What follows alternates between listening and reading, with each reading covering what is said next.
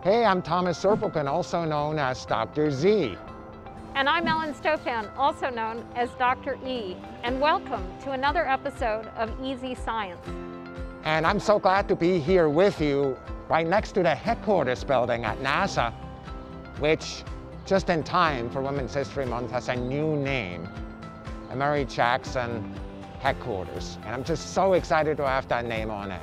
What do you know about Mary Jackson? Well, I learned about Mary Jackson from reading the book Hidden Figures and then of course seeing the movie. And you know, she's just this amazing woman who wanted to become an engineer at NASA. She wanted to take the classes. They wouldn't let her in the school. It was for whites only. She fought to get a place in the class, got her certification, and became the first black woman engineer at NASA. And just the perseverance she had to show, she knew she belonged. She knew that they needed her help to help get the first humans into space, and she persevered. Amazing. Today we want to talk about women in astronomy. And who are the names that come to mind when you think about women in astronomy, kind of in the context of Women's History Month? You know, what I love is that the history of women and astronomy goes back very, very far. Women have always been there. They've always been making contributions.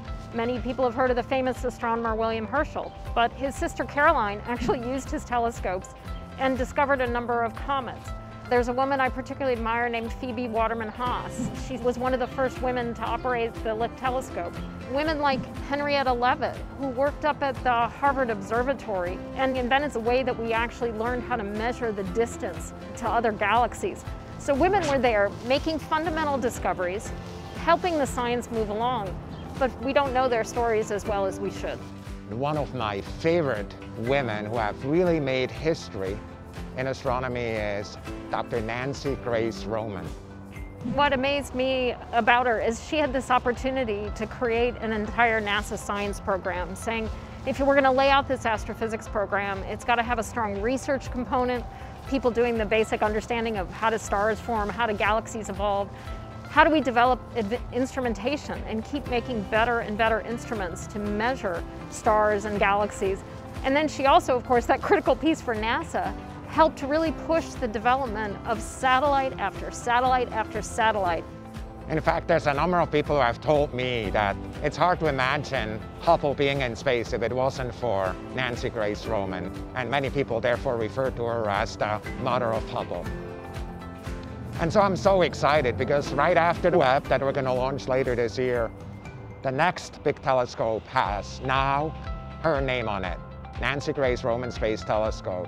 So it's really going to be able to give us a comprehensive, high-resolution picture, if you will, of the universe in the infrared, really helping us understand the structure and origin of galaxies, really getting at a lot of the forces in the history of the universe as we try to understand what is the structure of the universe, what does it tell us, how can we learn the origins of the universe, how it evolves over time. What I really love is this idea that when we had the Hubble Space Telescope, which Nancy Grace Roman pioneered, it caused us to rewrite astronomy textbooks.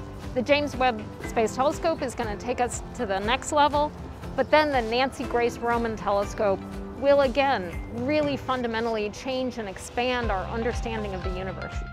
And I know from just the last years of her life, she was excited about dark energy, which of course relates to the largest scale structure of the universe that requires the type of measurements at large field of view, 100 times the field of view of Hubble that this telescope was enabled. So we couldn't be more excited to have her name on this next generation telescope and have her legacy celebrated in the heavens with all the thousands of scientists who are waiting for those data.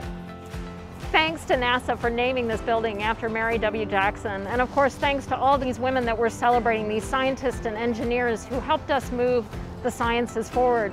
And thank you for joining us for another episode of EZScience.